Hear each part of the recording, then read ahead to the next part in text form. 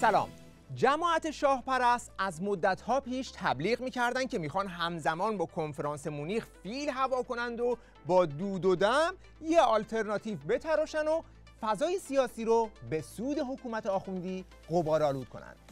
همه بوقچی‌هاشون هم به کار گرفتن، کلی هم تراک طراحی کردن که بچه شاه مثل گالیور در سرزمین لیلیپوت‌ها از پشت ساختمون طلوع کرده و انتظار داشتند که با این تراکت‌ها یک جمعیت میلیونی توی مونیخ جمع بشن.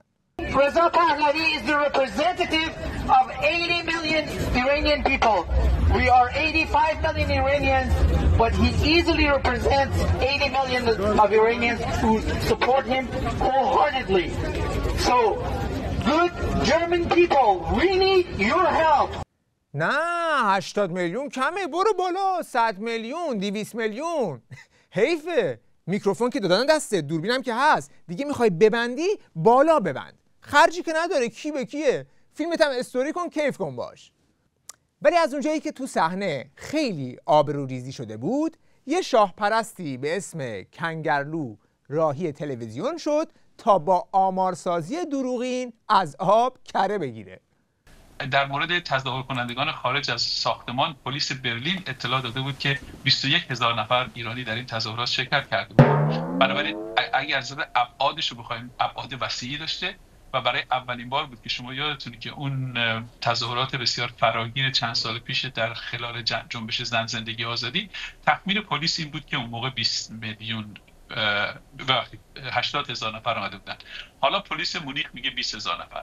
یک تظاهراتی که یعنی یک اقدامی که به سرعت در ظرف 3-4 روز سازماندهی شد و تونست 20,000 نفر اونجا بیاره و 4 تا حزب عمده هم بیاره، من اسم اینو موفقیت میذارم. 21,000 نفر پلیس مونیخ گفته؟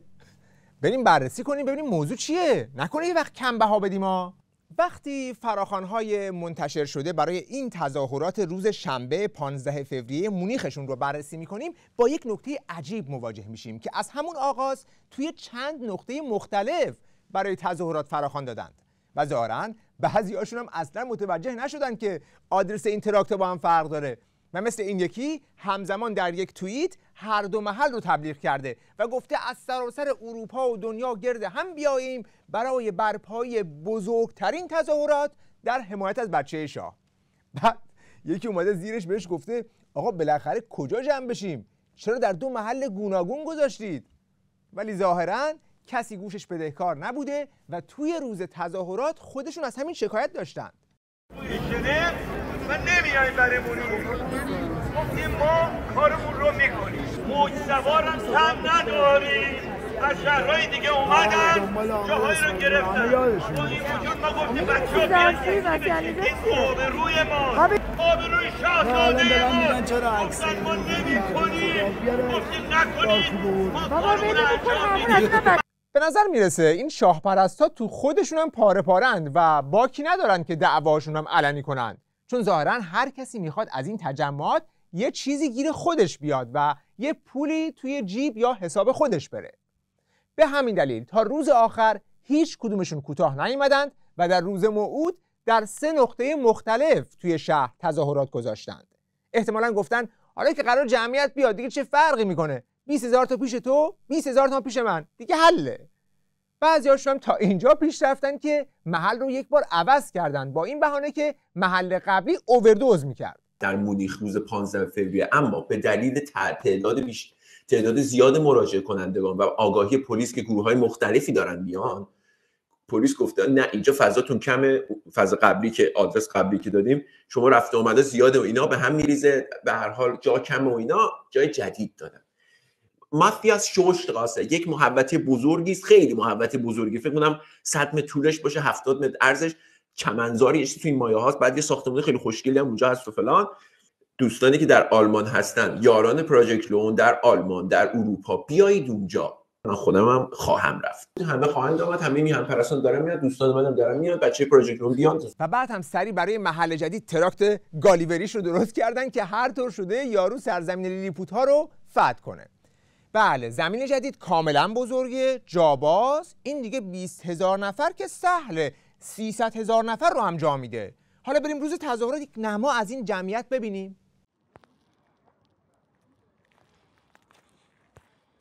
زمین که الحق و الانصاف بزرگه، ولی جمعیت کجاست؟ ظاهراً بچه‌هاشون نیومدن. بریم یکم جلوتر.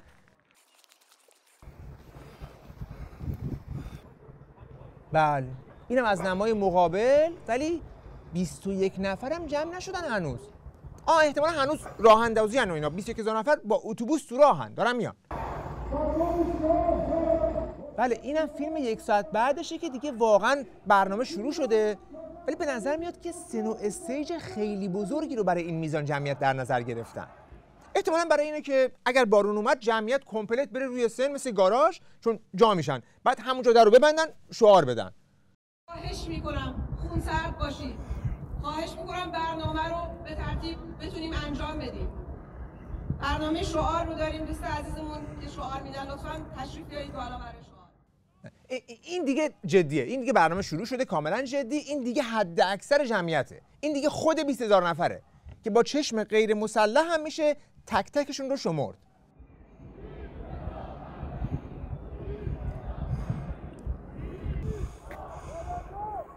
این هم نمای کامل همون جمعیتیه که به خاطرش یک بار محل رو عوض کردن تا جا بشن. هم سن هست، هم زمین بزرگه، طرف هم خودش اومده، ولی فقط بچه‌هاشون نیومدن. بچه چی بود؟ اون پروژه چی؟ بچه‌های اون پروژه نیومدن. از اقصا نقاط آلمان و اروپا به اینجا آمدید و نشان دادید که میهن پرستید. ببینید هر آنچه که در اینجا میبینید گفتم آینه داخل است. بله این صحنه آینه داخله و این تنها 10 دقیقه بعد از شروع برنامه است که ریزش جمعیت شروع میشه.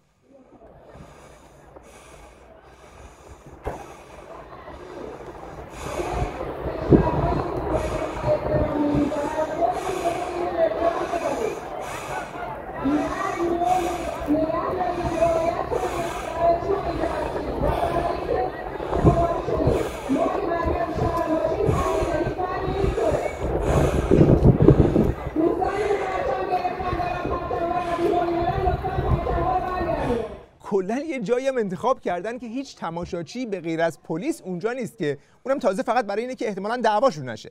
پس این از محل اول. بریم محل بعدی. لوکیشن دوم تو حیاط جلوی یک کلیساست، یه جایی دنج و جمع و جور که راحت 20000 نفر رو توی خودش جا میده. بریم یک نما از این تظاهرات هم ببینیم.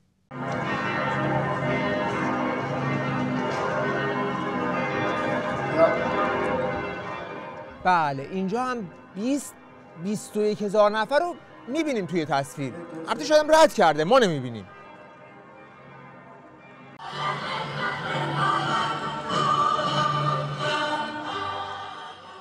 این هم که دیگه اوج برنامه است که اینجا دور یه پرچم قشنگ 20,000 نفر رو نگه داشتن که آدما تو رو درواسی بمونن و صحنه رو ترک نکنن.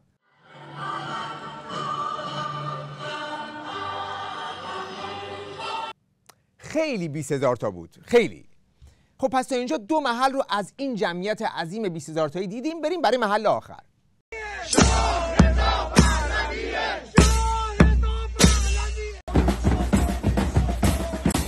اینجا دیگه دوربین وسط جمعیته، منتها معلوم نیست که چرا دوربینه بالا نمیره که ابعاد جمعیت رو نشون بده. حالا حتما قد فیلم بردارش کوتاه بوده، نردبون نداشتن، به هر حال نردبون ابزار پیچیده‌ای اینا نداشتن اونجا.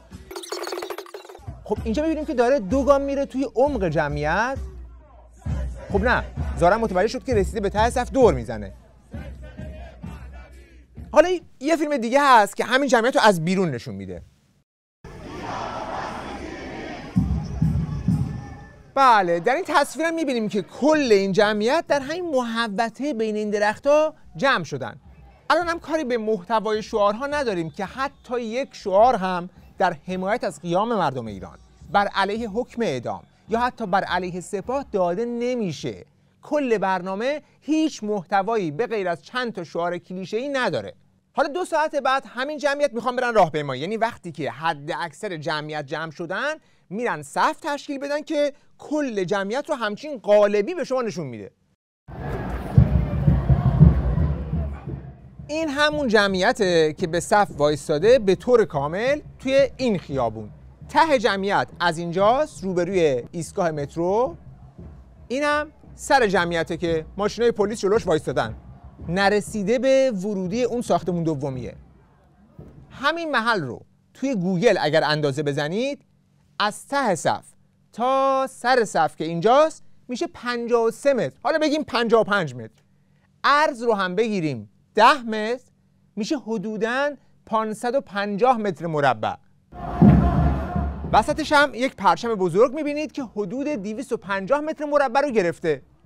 خلاصه سقف شمارش شده نفرات میشه 250 الی 300 نفر. حالا طرف رو ببینید که با اعتماد به نفس توی پیجش روی همین کلیپ هایی که دیدیم کاور زده 50,000 نفر. واقعا که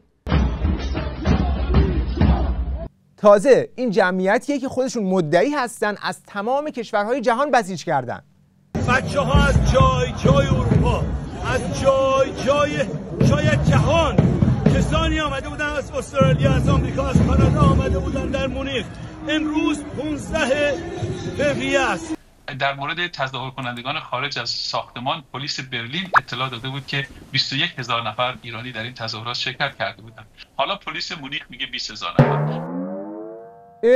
پلیس مونیخ گفته؟ مطمئنی؟ تلفنی بهت گفته یا در گوشی؟ چون پلیس تو سایتش در مجموعه تظاهراتی که اون روز در مونیخ آلمانی ها و غیر آلمانی ها داشتند اصلا اسمی از شماها نیاورده، در حالی که بقیه رو با عدد و رقم داده اینهاش. این گزارش پلیس مونیخ راجع به تجمعات برگزار شده در مونیخ در روز 15 فوریه است که میگه در مجموع در این روز 23 تجمع برگزار شده که اغلب به موضوعات مطرح شده در کنفرانس مونیخ پرداختند. بزرگترین راهپیمایی 2000 نفره بوده که بر علیه ارسال سلاح بوده. بعد یکی دیگه مربوط به صلح طلبان بوده که 1400 نفر شرکت داشتند. یه تظاهرات دیگه بوده با 1200 شرکت کننده که مال یکی از انجمن‌های سراسری آلمان بوده. یه تظاهرات 450 نفره دیگه هم برای حمایت از اوکراین و بقیه تجمعات زیر اینها بوده. یعنی که تو برو همینجور پایین. یعنی اصلا دیگه در حدی نبودن که پلیس به تعدادشون اشاره کنه. حتی در حد یک جمله هم به تجمع شما پلیس مونیخ اشاره‌ای نکرده. ولی تو بگو، راحت باش، بگو. حالا پلیس مونیخ میگه 20,000 نفر. یک تظاهراتی که یعنی یک اقدامی که به سرعت در ظرف 3-4 روز سازماندهی شد و تونست 20,000 نفر اونجا بیاره و 4 تا حزب عمده هم بیاره، من اسم اینو موفقیت میذارم.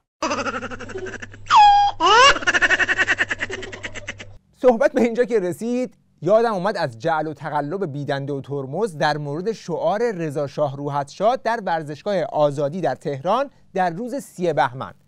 به خبر سیمای آزادی در همین مورد در روز اول اسفند توجه کنید. ستاد اجتماعی مجاهدین. کلیپ شعار منحوس رضا شاه روحت شاد در ورزشگاه آزادی جعلی و صداگذاری شده است. ستاد اجتماعی مجاهدین در داخل کشور اعلام کرد کلیپی که با شعار منحوس رضا شاه روحت شاد مربوط به مسابقه فوتبال در روز دوشنبه 29 بهمن در ورزشگاه آزادی پخش شده جعلی و صداگذاری شده است و صحت ندارد. قبلا هم در موارد متعدد مشابه همین تقلب به شیوه‌های گوناگون انجام شده بود که برخی از آنها توسط ستاد اجتماعی مجاهدین افشا شده بود. ابتدا توجه شما را به مقایسه دو کلیپ که یکی واقعی و دیگری جعلی است جلب می‌کنیم.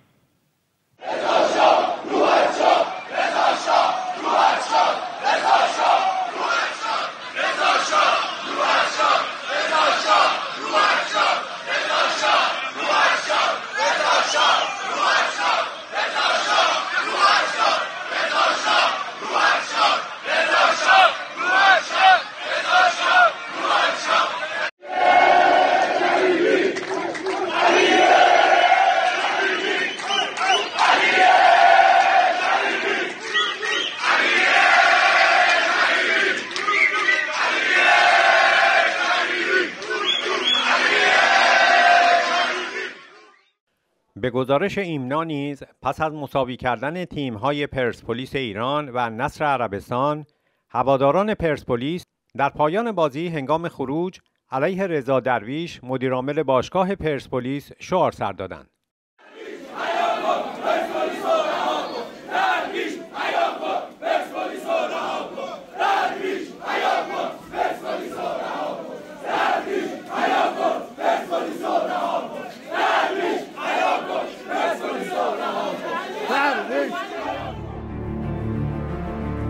لاف در غریبی، ادعای رهبری به خواست ارتجاع و استعمار، بسیج و اطلاعات شیخ و ساواک شاه.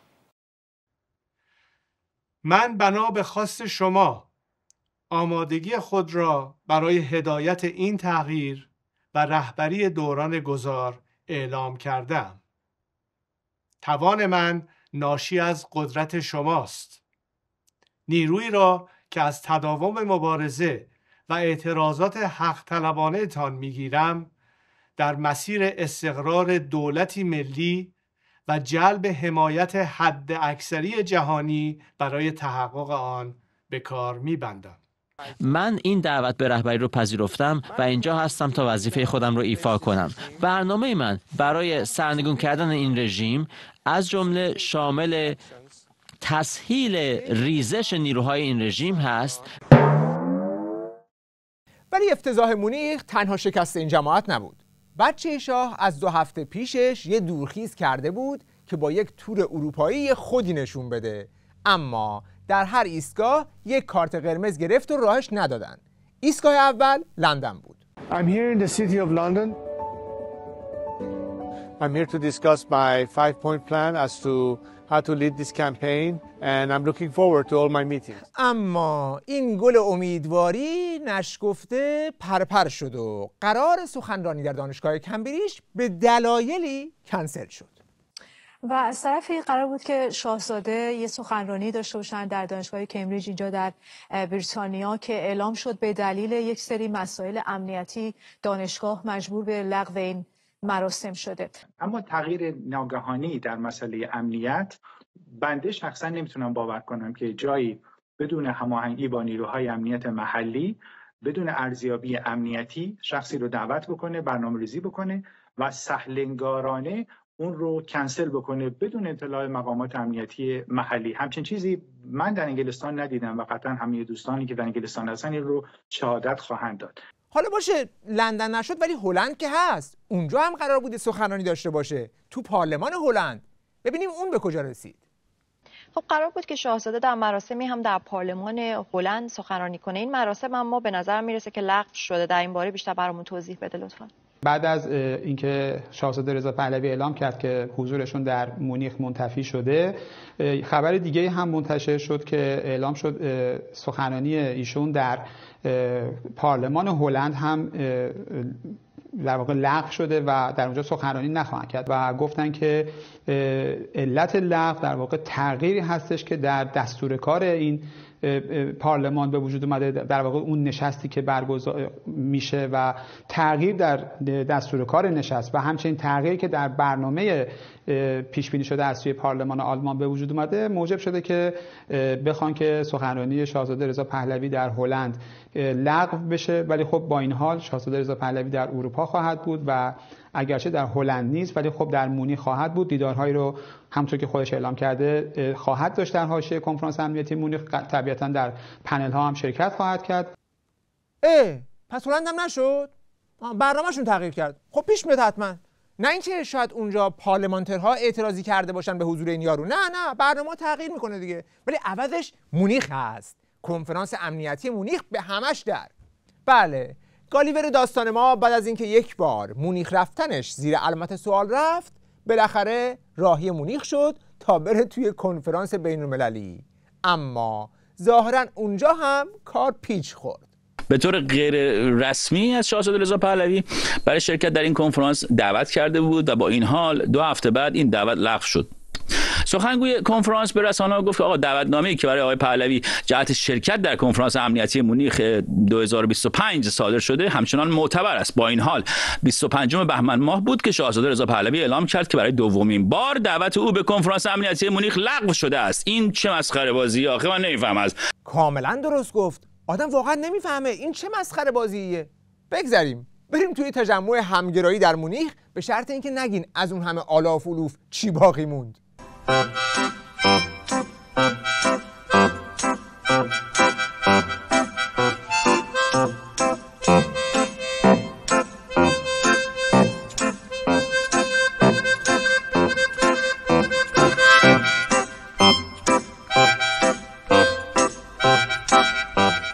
یکی یکی از مسائل مهمی که در این جلسه حل شد باز شدن در یک بطری آب بود که برای بچه شاه چالش سختی شده بود.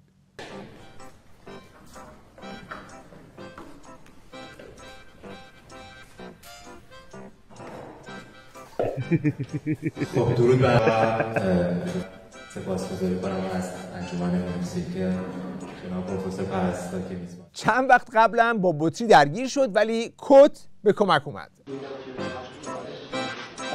درباره اختلاف فرهنگی فکر می‌کنم که بزرگترین مشکلی که خیلی‌ها با این قضیه اعتراف دارن این هستش که اعتراف با کی و چه بوده. آیا با نیروهایی که به تمامیت ارضی کشور اکراه شده زندگی ما و یا به لیبرال دموکراسی در ایران اعتقاد ندارن. البته از این مشکلات که بگذریم، بچه شاه تو این جلسه وقتی خیلی گرم شده بود تیک آف کرد، رفت تو آسمون توهم، اوج گرفت.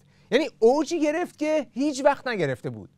من یه نمونه خیلی واضحی میتونم بهتون بگم در تاثیر نقش یک فرد در یک فرایند تاریخی سیاسی مهم، بدون که اون فرد یا خودش بگه من رهبرم یا الزاماً اعلام شده باشه که اون رهبره، ولی عملاً رهبری رو به دست گرفت و پیش برد و این فرد اسمش مهاتما گاندی بود که اتفاقاً بهترین لقبی که بهش میدادن به عنوان پدر بهش گفتن باپو، گفتن یعنی پدر. جالب اینجاست که جنریشن زی ایران امروز وقتی به من پیامک میزنن یا تکست میفرستن با واژه پدر با من برخورد میکنن. وقتی ما صحبت اون عطر نظارتی میکنیم واقعا یک دید پدرانه است، نه یک دید تشکیلاتی، یعنی دید حزبی، یعنی دید سیاسی. و من این نقش رو بیشتر در خودم میبینم که مثل یک پدر دلسوز این سرپرستی آخه گاندی؟ تو اصلا عکس گاندی رو تا به حال دیدی؟ دیدی چطوری زندگی میکنه؟ آخه توهمم حدی داره. میگه من گاندیم، من شاید گاندیم و ماندلا. جناب شاهزاده نه خودشی شناخته نه گاندی. آخه این گندگویی از کجاست؟ شما رو چه نسبت به گاندی؟ ماندلا 28-9 سال زندان بود، شما حاضری 10 دقیقه برای ملت ایران زندانی بشی؟ گاندی شدی؟ خنده‌دار این حرفا. تو چه چیزت به گاندی شبیه پدر جان؟ این چونه که باز میشه که آدم همه چیز نمیگه، کمی خاطر باشه، کمی خاشه باشه، شما که بلد نیستین از این کارا. حالا میخونم براتون مصاحبه این آقا فاکس آنلاین و داوطلبانه خودم را در تیررس و کدوم تیررس شما در کدوم تیررسی پدر جان؟ یه قصدی داری؟ نمیدونم چند تا قصد داری. تیررس فوکس آنلاین منظورتون از تیررس چیست؟ پهلوی. بله همواره پلیس بین‌الملل با سیاه‌ها آیا به من زنگ می‌زنن میگویند در کدام گوشه باز گروهی به دستور تهران برای کشتن من کمی کردن. نه والا به حضرت عباس شما رو کاری ندارم، من به شما اطمینان میدم شما ترکیه هم تشریف ببرید، میتونید حتی ممکنه کردستان هم به شما کاری نداره، خیالتون راحت باشه، چون وجود بزرگوار شما سبب نفاق بین ایرانیان شده و به نفع جمهوری اسلامی. در رابطه با نقش پدری و اینکه این رهبر خودخوانده در ارتباط با این اعضا چه قدمی حاضر برداره، در این جلسه اعتراف جالبی میکنه، چون هر کس که دستی در آتش داشته باشه میدونه که سنگ بنای هر کار جدی اداره تشکیلاته. حالا ببینیم که این طرف چقدر جدیه. نکته مهم از نظر کار تشکیلاتی و مدیریت این تشکیلات این هستش که انتظار از من داشته باشید که هر حمایت ممکن رو در تشویق دیگران و سازمان‌ها و ارگان‌ها برای که این کار پیش بره هستش. ولی انتظار از من یا دفترم یا تیمم نداشته باشید که مدیریت تشکیلاتی رو به عهده بگیرم. بابا دیگه چه مفخوری هستی تو؟ فقط میخوای برای دلاراست بشن؟ نمیخوای حتی برای ادارهشون وقت بذاری؟ یه جماعتی رو سر کار گذاشتی، حال نداری آدمای دور و برت رو اداره کنی، بعد ادعاهای گنده گنده میکنی؟ آخه با کدوم سرمایه؟ سرمایه‌اش چیه؟ سرمایه‌اش استبداد پدر و بزرگ و البته پولای دزدیدن آوردن. میخوره میگرده دیگه. میلیاردی. بعد به این فکر افتاده و بیشتر این جاه طلبی به نظر من تلقین مادرشه. این دست کم نگیرید که قراره من برم دوباره شاه بشم. هر حرفی زده، هر کاری کرده، یعنی از طرفداری از خاتمی بگیر بیا تا این نطق آخرش ببین چند تا ملق زده. این وسط به کی امید بسته و به چی امید بسته؟ در درجه اول دولت‌های خارجی و در درجه اول به امریکا که پشتوانه پدرش بود. پدرش که گوش سرکار بعد 28 مرداد که دیکتاتوری درست کرد، مملکت به باد داد، در نهایت بار به این روز انداخت. یک نکته براش مهمه که ببرنش اونجا، اونم میدونه ملت نمیکنه، خارجی باید بکنن یا حمله کودتا چیزی ببرنش، دلش خوشه، چون مثلا خارجی هم در نهایت نخواهند دونست، نمیدونن. تنها کسی که میتونه این حکومت رو بیاندازه ملت ایرانه، فقط و فقط. و در حقیقت میخواد از توان ملت ایران برای انداختن حکومت سوء استفاده کنی، یعنی کولی بگیره ازش، میگه تو بنداز من اداره کنم. نه، خودش میندازه، خودش هم اداره میکنه. رضا پهلوی هم در این میان هیچ نقشی نداره. تمام این رضا پهلوی حباب تبلیغاتیه و تمام این رادیو تلویزیونی که در خدمتشن هرچی میگه پخش میکنن. هیچ کسی یه دفعه ازش نمیپرسه که این حرفی که تو میزنی با حرفی 2 هفته پیش زدی نمیخونه، چرا اینطوریه؟ یا اگه میخوای این کارو بکنی برای من توضیح بده چجوری میخوای بکنی، یا چرا این حرفت با اون حرفت نمیخونه. هیچ وقت. کف تبلیغاتی رضا پهلوی چه بیشتر از این نیست. همین بوغاز پیچش رو خاموش بکنن دیگه وجود نداره. دروغ میگن که دور برشن، همش پولی خارج، چه اینترنتی چون 20 نفری که انجام جمع میکنن که بیان پرچم تکون بدن. در مورد داخل از اینم بدتر، اون داخلش این خارجیش هیچ کدومش هم هیچی نیست. اگه یه کار سالم میخواد بکنید در زندگی، به کلی از این آدم قطع امید و قطع توجه بکنید و بقیه رو به همین روش فرا بخوانید. بدونید که اگر هر کاری بتونه بکنه جز ضرر به شما نمیزنه، چون در خدمت سیاست خارجیه، در خدمت ایران نیست. باباشم نبود، بابا بزرگشم نبود. از خارج دستور میگرفت میزد سر ملت. این که زندگی نیست. بی خود نبود که مردم انقلاب کرد سال 57. از اینا به تنگ اومده بودن. برای بیکار که نیستن بزنن تو خیابون مملکت زیر رو بکنن.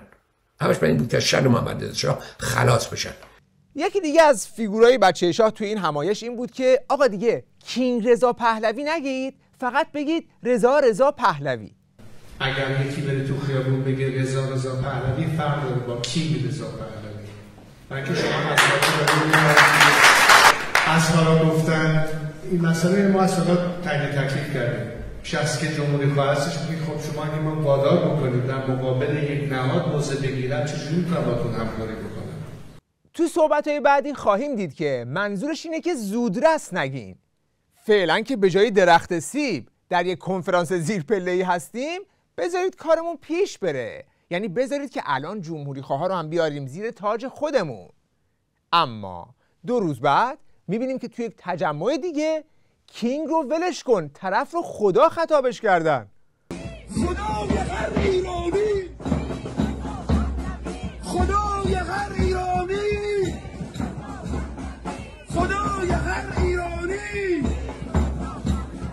بابا این حرفا رو که فرعون چند هزار سال پیش میگفت آخرش تو اعماق دریاها دفن شد. این ادعا رو تو تاریخ معاصر هیچ دیکتاتوری نکرده که بعد هم دیدیم که این صحنه هم با موجی از مخالفت و تنفر روبرو شد. سلطنت طلبی ترکیبی است از نژاد پرستی، شخص پرستی، استبداد پروری و لومپنیسم. آفرین میگویم به برادران سپاهیتان، واقعا خوب احمقی را گیر آوردند. ادعایی که خمینی ملعون هم نکرد. این شعار عمیقاً ارتجاعی است و بازتاب دهنده سطحی از ابتذال سیاسی که دیدنش در سال 2025 شگفت‌انگیز است. حالا تمام هدف این شو چی بوده؟ این که این یارو رو رنگ کنن و به عنوان رهبر انقلاب ملی جا بزنند. صحنه رو هم طوری چیدن که مثلا یه سری از پایین هی اصرار میکنن که تو باید شاه ما بشی، بعد بچه شاه هم با اشوه شطوری همش ناز میکنه، میگه درشکر جلوی اسب نبندید. یعنی اگر از الان بهم بگید کینگ، دیگه نمیذاره منی که اسبم راحت حرکت کنم. من خودم اگه در یک گفتگوی جای شرکت کنم و از شما به اسم شاهزاده اشاره کنم، توسط دوست، آشنا، همسایه، افراد حقیقی داخل ایران بهم تذکر داده میشه که ایشون رضا شاه دوم هستن. اینو بی‌پرده بهتون بگم. ببینید مسئله اینه که اگه ما درشکر رو جلو اسب ببندیم، آیا کمک میکنه به هدف یا لطمه میزنه به هدف؟ اصرار زودرس برای که آیا در آینده شخص رضا پهلوی نقشی باز داشته باشه یا نداشته باشه یا در چه قالب چه مقامی، واقعا بحث زودرسه. حالا این همه سغرا کبرا میچینن ولی باز آخر جلسه که میخوان در بین همین خودیهاشون رأی گیری کنن که این یارو شاه سلطان بشه یا نه، این صحنه شرمشوربا رو ایجاد میکنن. من میخوام بگم اگر ضرورت پذیرش رهبری شاهزاده رضا پهلوی به این اصول دهگانه اضافه نشه، ما در آینده مطمئنا به مشکلات زیادی برخورد می‌کنیم، چون دوستان عزیز ما از احزاب مختلف این مسئله رو مطرح کردن و هنوز به یک نتیجه قطعی نرسیدیم. من میخوام از دوستان چون وقت داره به پایان میرسه خواهش کنم، چون شما نماینده سازمان‌ها و گروه‌هاتون هستید و همتون توی این اختیار داشته باشید که اینو بپذیرید. من میخوام خواهش کنم اگر همگیتون موافق هستین برخیزین این اصل اضافه بشه. متشکرم.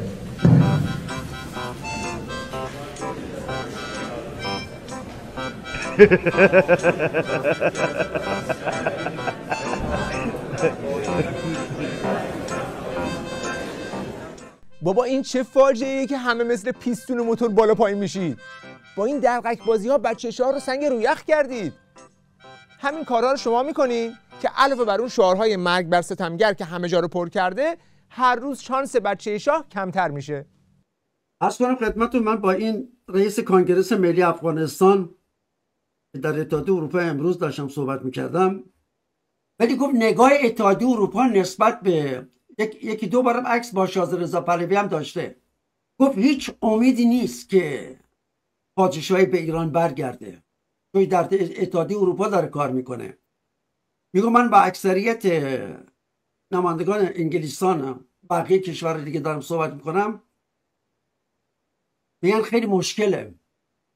ببینید بازگشت سامانه پادشاهی به ایران از نظر بنده خیلی وقتی که قصهش تموم شده. ببینید اولین چیزی که من تجربه کردم این رو، یعنی با خیلی از این افراد در ارتباط هستم، به هر حال دهه 70 و 80 این داری صحبت. ببینید اصلا اینها چیزی به نام سامانه پادشاهی رو نمیفهمن جناب پیرامون. اینو جدی دارم بهتون میگم. شما الان با یک نسل جدید در مورد سامانه پادشاهی صحبت میکنی، اول که حاضر نیست به حرف شما گوش بکنه. نسل جوونی که داره زندگی میکنه اینها رو اصلا نمیپذیرن، اصلا نمیفهمه پادشاهی چیه. و من فکر میکنم سامانه پادشاهی دیگه در ایران جایگاهی ندارن. و همون داستانی که شما میفرمایید، اینا در خارج از کشور نشستن خوشخیالی میکنن و خوشرقصی میکنن برای اینکه یک روزی بتونن سامانه پادشاهی رو برگردونن به ایران. ما دیگه، من اگر بخوام یه مقدار رکتر صحبت بکنم در مورد سامانه پادشاهی، نمیدونم اجازه دارم آقای من صحبت بکنم؟ ببینید اولا که خود آقای رضای پهلوی دیگه، این آدم هم از اون اول جنگجویی نبوده در نبرد سیاسی که شما اینو ببینی یه آدم بسیار حرفه‌ای و قوی و آنچه که باید بود نبوده. یعنی انتظاری از ایشون نمیتونی داشته باشی. این از این آقا تکلیفش کاملا مشخصه، زیر مجموعه‌ای که داره، باند مافیای خودش رو در امریکا داره و بارها هم در مورد این قضیه صحبت کرده. میگه آقا جان من علاقه‌ای به بازگشت به ایران ندارم. اینی هم که میبینید این الان ولش نمی‌کنن، این افرادی که دورش نشستن و ول کن این ماجرا نیستن که هولش میدن در این داستان‌های سیاسی، صرفاً جهت اون منبع مالی هستش که مادر ایشون خانم فرح این منبع مالی رو برای اینا فراهم کرده و هر ماه داره به اینها خرج میده، پول میده که پشت این آقا بایستن. یعنی صرفاً ایشون تا زمان زنده بودن خودشون داره این سیستم رو حفظ میکنه. خدا اون روزو نیاره، ولی اگر یک روزی ما فرح پهلوی رو از دست بدیم، همین سیستم اپوزیسیون جیرشون قطع بشه، رضای پهلوی رو با کله میذارن زمین، یعنی همچین میزنن زیر پاش با مغز بیاد پایین. فعلا دارن جیره خورا، اینا جیره خورای سامانه پادشاهی تو اپوزیسیون هستن، فعلا اینا دارن مسائل رو حفظ میکنن. من نمیدونم دنبال چی میگردیم که سامانه پادشاهی چجوری برگرده به ایران. کسی که چندین بار اومده اعلام کرده، حتی ایشون در یک مصاحبه هم چند هفته پیش که آقا جان من آزادی خود نمیخوام اولین شخصی باشم که آزادی خودم رو از دست بدم به خاطر مردم ایران.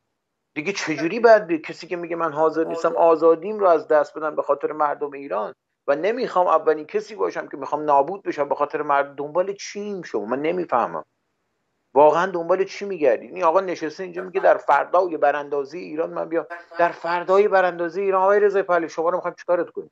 شما نه مبارز خوبی هستی، نه سیاسی خوبی هستی، نه فعالیت سیاسی خوبی کردی، نه رهبر خوبی هستی، نه رهبریت خوبی در این 40 سال. هیچ خاصیتی این بشر نداره. ولی فعالیت‌های بچه شاه در این سالها برای یک طرف فایده داشت و اون هم رژیم بود.